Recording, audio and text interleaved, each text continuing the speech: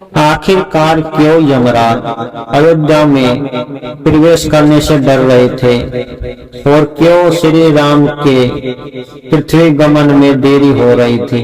कहा जाता है कि जैसे ही ब्रह्मा जी ने यमराज से कहा कि आप धरती पर जाकर श्री राम से कहो कि आपका कार्यकाल समाप्त हो चुका है, इसलिए आप शीघ्र ही वैकुंठ आ जाइए, परंतु जब यह खबर यमदेव ने अयोध्या में पहुंचाने की कोशिश करी तो उन्हें पता था कि वहां पर हनुमान जी है, और उनको यह भी ज्ञात था कि जब तक हनुमान जी अयोध्या में रहेंगे मेरी भेंट श्री राम से नहीं हो सकती।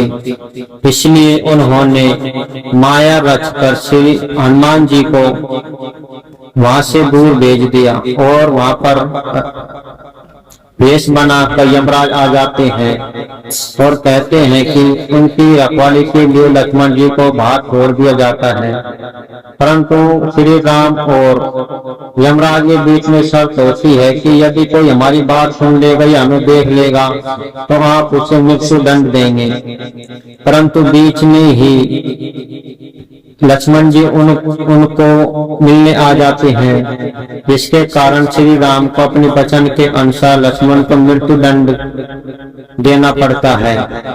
कहा जाता है कि जैसे ही लक्ष्मण को मृत्यु दंड का आदेश मिलता है तो श्री राम कहते हैं कि मैं लक्ष्मण के बिना नहीं जी सकता, इसलिए लक्ष्मण के साथ मैं भी सरयू नदी में प्राण त्यागूंगा। परंतु इसके साथ लक्ष्मण शत्रुघ्न को भरत भी प्राण त्यागने के लिए तैयार हो जाते हैं, परंतु तभी ही हनुमान जी वहां पर आ जाते हैं और कहते हैं कि मैं आप किसी को भी प्राण त्यागने नहीं दूंगा। तभी श्री राम कहते हैं कि आज मैं आपको एक अंतिम कार्य सौंपूंगा। तब हनुमान जी कहते हैं कि मुझे वचन दीजिए कि जब तक आपका कार्य सफल नहीं होगा आप मेरी अनुपस्थिति में प्राण नहीं त्यागेंगे। तभी श्री राम उन्हें वचन देते हैं। तभी हनुमान जी से कहते हैं कि आप ब्रह्मा जी के पास जाइए और मेरी अंगूठी लेकर आइए। तभी हनुमान जी वहां पर जाते हैं और ब्रह्मदेव से कहते हैं कि श्री राम ने एक अंगूठी मांगी है। तब ब्रह्मदेव कहते हैं कि तुम्हें बैकुंठ लोक जाना होगा, वहां पर शेषनाग उसकी रखवाली कर रहे हैं। तो जैसे ही वह शेषनाग के पास जाता है तो देखता है कि वहां पर अंगूठियों का पहाड़ लग रहा था। तभी शेष जी कहते हैं कि ये रही श्री राम की अंगूठी, आप इनमें से ले जाइए। तभी हनुमान जी कहते हैं कि इतनी अंगूठी भला कैसे हो सकती है। तभी शेष कहते हैं कि प्रत्येक कल्प में श्री राम नया अवतार लेते हैं और प्रत्येक कल्प में अपनी एक अंगूठी छोड़कर जाते हैं और प्रत्येक कल्प में आप भी उनके साथ रहते हैं और प्रत्येक बार ही आप मुझसे अंगूठी लेने के लिए यहाँ पर आते हैं। तो हनुमान जी को पता चल गया और ज्ञान हो गया कि अब श्री राम के जाने का समय हो गया है, उन्हें अगले मनमंत्र के लिए भी धरती पर आना होगा।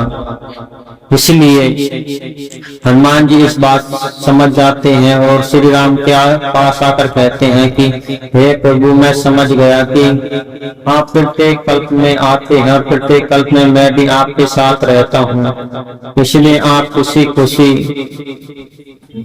सरयू नदी में अपना प्राण त्याग सकती हैं। तब श्री राम खुश होकर सरयू नदी में अपना प्राण त्याग देते हैं। कहा जाता है कि सरयू नदी में प्राण त्यागते ही सभी माता जानकी, लक्ष्मण, भरत, शत्रुघ्न और श्री राम वैकुंठ की ओर चले जाते हैं। उनके साथ अयोध्या वासी के कुछ लोग भी सरयू नदी में चले जाते हैं और उन्हें भी वैकुंठ का धाम मिलता है। इससे साबित हो जाता है कि श्री राम की मृत्यु न होकर उन्होंने सिर्फ अपना यह पंच तत्व शरीर ही त्यागा था। और कहा जाता है कि आज तक यह पता नहीं लग पाया था कि उनका शरीर आखिर गया कहाँ था, क्योंकि कहा जाता है कि उन्होंने सरयू नदी में जाते ही अपने शरीर को रूपांतरण कर लिया और उसे दिव्य ज्योति में बदलकर बैकुंठ की ओर चले गए। यदि आप इससे सहमत हैं तो कमेंट में अपनी राय रखना न भूलें और कमेंट में जय श्री राम लिखना अवश्य रखें।